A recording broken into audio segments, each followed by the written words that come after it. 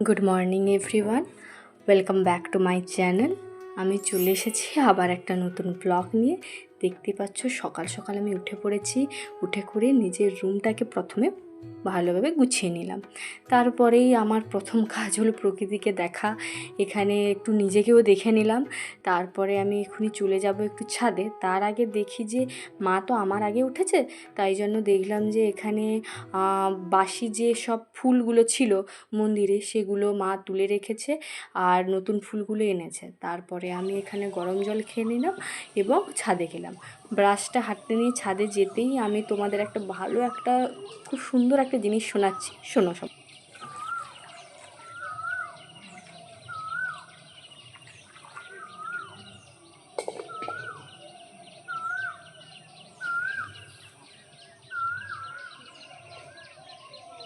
গ্রামে থাকলে তোমরা সকালে এরকম পাখির আওয়াজ শুনতে পাবে। সকালে কেন, এমনকি বিকেলে, এমনকি দুপুরবেলাও এইরকম পাখির আওয়াজ তোমরা শুনতে পাবে। মা এখানে তুলসী গাছে জল দিয়ে দিয়েছে। তারপরে আমি নিচে এসে দেখলাম যে আমাদের মন্দিরেও এখানে পুজো দেওয়া হয়ে গেছে। আবার এদিকেও দেখি যে এখানেও মা ফুল দিয়ে দিয়েছে, ভালোভাবে পূজা দিয়ে দিয়েছে। তারপরে আমাদের একটা তারা মা আছে, এই তারা মার ছবিটা তোমরা দেখো আছে এটা, এখানেও মা ফুল দেয়। তারপরে আমি নিজে চান করে নিয়েছি। চান করে এসে এখানে ঘটিতে করে জল আর ফুল তো রাখা ছিল, আগে থেকে রাখা ছিল। এবার আমি ওটা নিয়ে গিয়ে এখানে তুলসী মঞ্চে আবার দিয়ে দিলাম।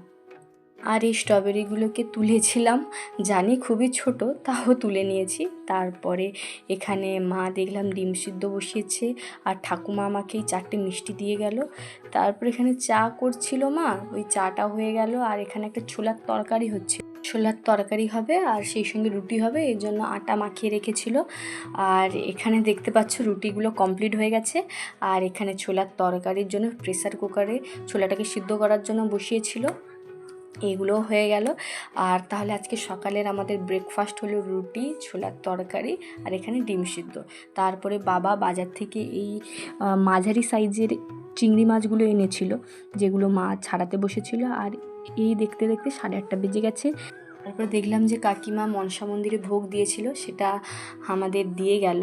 তারপরে নিচে গিয়ে দেখি মা চিংড়ি মাছ ভেজে নিয়েছে, তাই জন্য একটা চাইছিলাম বলে একটা চিংড়ি মাছ দিয়েছিল।